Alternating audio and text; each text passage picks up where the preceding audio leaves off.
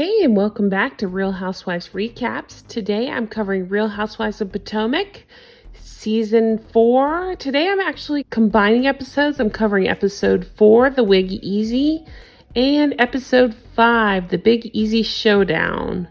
Since these were to be continued and together made a much better episode, I went ahead and combined them. So let's talk about it as we get ready for Season 5 to start up soon. So as we left off, the night before, they had a party for Uncle Lump where everybody got really drunk.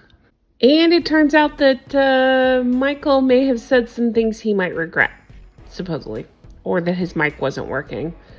I don't know, he's being really inappropriate. Then we see a flash to the next morning. We're at Michael and Ashley's. So they're completely hungover, and of course, not discussing what happened the night before. It doesn't seem like Ashley has any idea.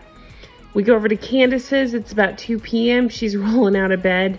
Candiace, she FaceTimes with Robyn, but in a talking head, she says, "In a haze, I remember Michael saying he wouldn't mind sucking bleep's bleep." That's exactly what he says. So he doesn't say who's D, as we know he says. But she FaceTimes Robyn. They both feel like crap. Robyn says she was very drunk.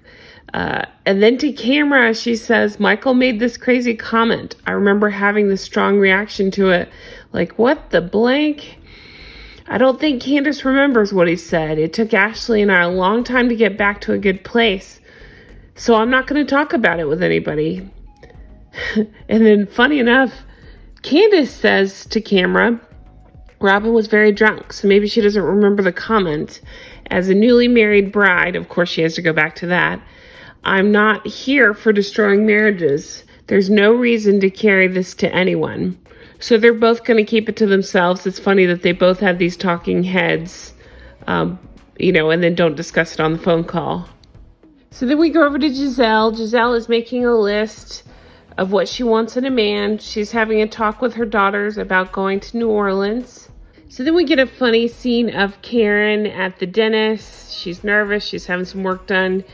Candiace is there to drive her home because she'll be high as a kite. And she is after the procedure. So Candiace fills in Karen on the night before and the shenanigans and how drunk they got. Candiace to camera says about Ashley having a baby. Between Ashley and her drinking and Michael wanting a penis, it's not adding up to me. Candiace talks about her mom being really critical, and Karen's kind of a surrogate with more fun times. Then we go over to Candiace, who's FaceTiming her mom, Dorothy. And I am not a fan of Candiace. I'm also not a fan of Dorothy. I think Candiace is spoiled, and I think Dorothy is really controlling and critical, though.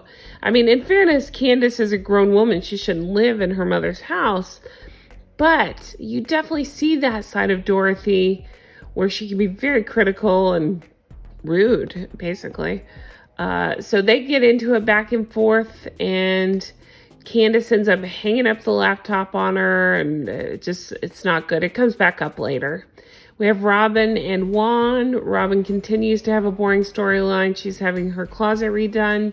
I do like the pink hair, but that's about all I got on Robyn. So then we go over to Ubiquitous, I hope I'm saying that right, Women's Expo. It's where Gizelle has her makeup line, and it's called Every Hue. So it's cool. She gets to talk to people all day. She's excited about her products. Karen comes to support her, so she's there, and Gizelle ends up introducing Karen to Jermaine, who is the founder of Ubiquitous, and she explains that Jermaine's the one that helped her get into Target. So that's awesome. So, of course, Karen has her fragrance coming out. So she starts butting up with Jermaine to try to get in and see what she can do to advertise her fragrance. We pick up here that Gizelle's getting a little frustrated because Karen's sharing more with this business lady than she ever did with her. So, of course, that comes up later in the episode as well. We have people packing. We have Karen with her wig doctor, ? We have Monique with her children. And then it's the day of leaving for New Orleans. So it's the day of New Orleans. Gizelle has completely lost her voice from talking to everybody at the event for her makeup. Everyone arrives, and we find out that Robyn just always arrives late. So there's a montage of her arriving late. Gizelle sets the rules for the weekend. No whining, no complaining. Says to camera she's mad about Karen's behavior at Ubiquitous and how she won't open up with her. Then Robyn arrives 1 minute before the door closes. They're on the airplane.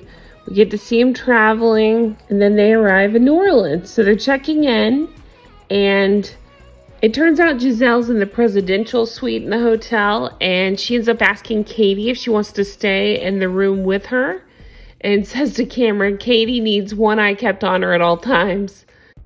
So everybody's getting settled. Candiace and Monique have a moment together. Candiace is kind of complaining that Gizelle offers to share her presidential suite with Katie. They end up going to a school of cooking who teaches them to cook alligator. I'm completely jealous because I want to go to cooking school in New Orleans. The food looked delicious. The ladies sit around afterwards and eat what they've cooked.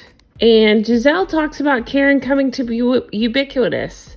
She talks about introducing Karen to the lady who got her into Target stores. Gizelle's pissed at Karen for not answering questions about her business. But if a stranger asks and feels like Karen can open up more with her. Gizelle asks her to open up more. Karen says she was there to support Gizelle. So let's talk about it for just a second. I love Gizelle. I really do. I know she's messy sometimes, but I do love her. I do feel like she's a little bit wrong here.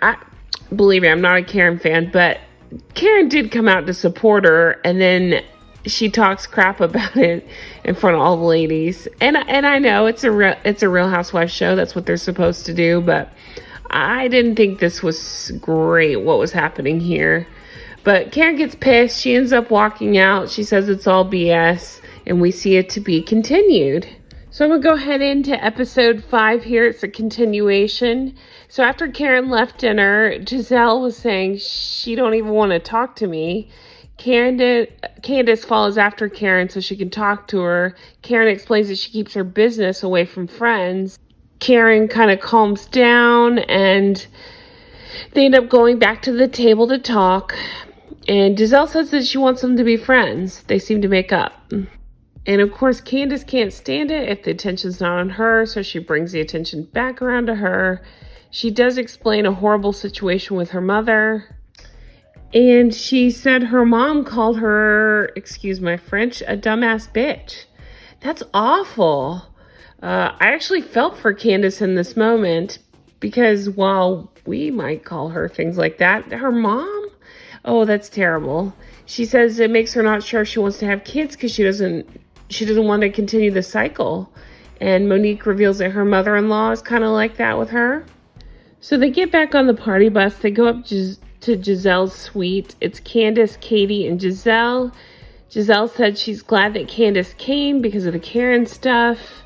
Gizelle and producer go over the shady stuff she's done to Karen. Candiace reminds everybody that Karen's in a fragile place because she did just lose her parents. Then Candiace feels the need to bring up Ashley's drinking while trying to get pregnant. This is such a weird storyline. I admit that I have a soft spot for Ashley, but I'm not just blindly defending her. I just think it's wrong. I mean, Ashley does drink a lot, and they show it every chance they get, but it's wrong for Candiace to judge her on it. That's up to Ashley, and that's between her and her doctors. And maybe she needs a drink because she is struggling to get pregnant. That's just terrible. She's on a girls' trip. So then it's the next morning. Karen and Monique are having breakfast. Monique talks about this being her rainbow baby. Because she just had a miscarriage and then she was able to get pregnant with this baby. And so they're going to have a rainbow party. Her mother-in-law is coming to the house for the very first time. Flashback to the mother-in-law calling her a heifer, which is awful. So the ladies all meet up and they're getting ready to head out. They get on the bus and they are headed to meet up with Gizelle's dad. So then we get to see these amazing historical pictures of Gizelle's dad and all the wonderful work he's done They trace the family back to the plantation, and it's so cool because Gizelle's dad worked so closely with Dr. Martin Luther King, and his name's Curtis Graves, and it's so cool that they get to meet him and he can show them around this plantation. So it's the Whitney plantation, and they get a tour of it where her Gizelle's great-great-grandparents were born on the property. It's the only plantation museum dedicated to the suffering of the slaves. Gizelle talks about being grateful where she is and being so proud of her dad. It's a very touching moment. I thought it was really just beautiful to see, and I was crying the whole time. So then we go back to the hotel. So all the ladies are getting dressed up, and Gizelle's handing out boas and masks.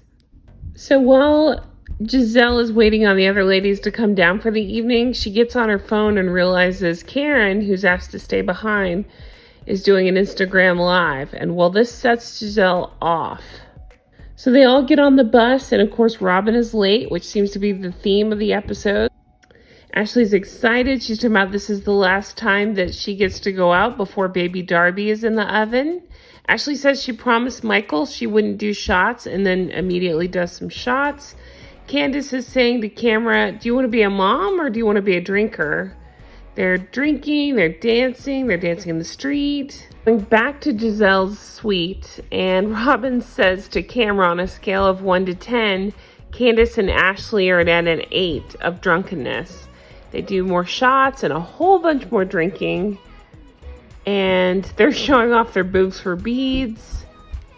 And then a shady moment happens.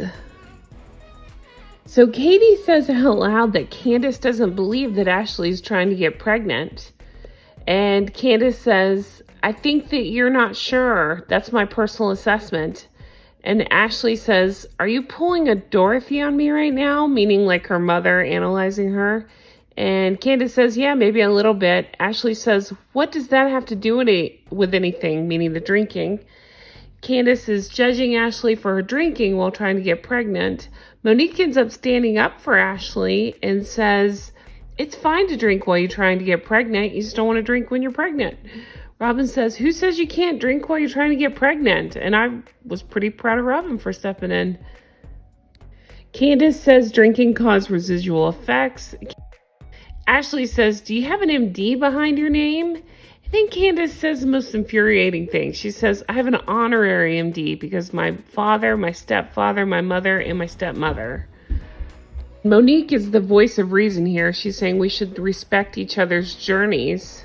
Up that every time they're together, Ashley's drinking, and Ashley says, who made you the judge and jury? And I agree with Ashley here. What business is it of Candiace's? I'm saying to camera, well, Ashley's a shit stirrer, and now it's being handed back to her, so that's kind of funny.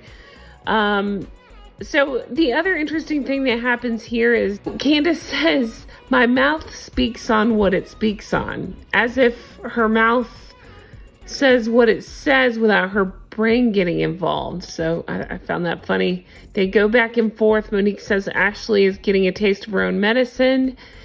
Candiace to camera says, in the back of her mind, she's holding on to the info about what Ashley's husband says about he likes to do to other men's body parts. And then Ashley and Candiace yell at each other. No way is Candiace going to hold this secret in about Michael Darby. It's going to come out, obviously. So I'm curious to see what happens next. So then we get a flash of the next episode. It looks like there's going to be a really awesome marching band in the middle of New Orleans. They're doing tarot card readings, and it looks like it's going to be Gizelle versus Karen. It looks like they get into it pretty bad at the table, so I can't wait to see what happens. And that is it for the episode, guys. Thank you so much for watching my recaps. I also recap Real Housewives of New York, Real Housewives of Beverly Hills, Below Deck Med, and I can't wait to start Potomac, which is starting up like August, right at the beginning of August. So I can't wait. You can find me on Twitter at Real Recaps. And I thank you so much for watching my video. Have a great day. Bye-bye.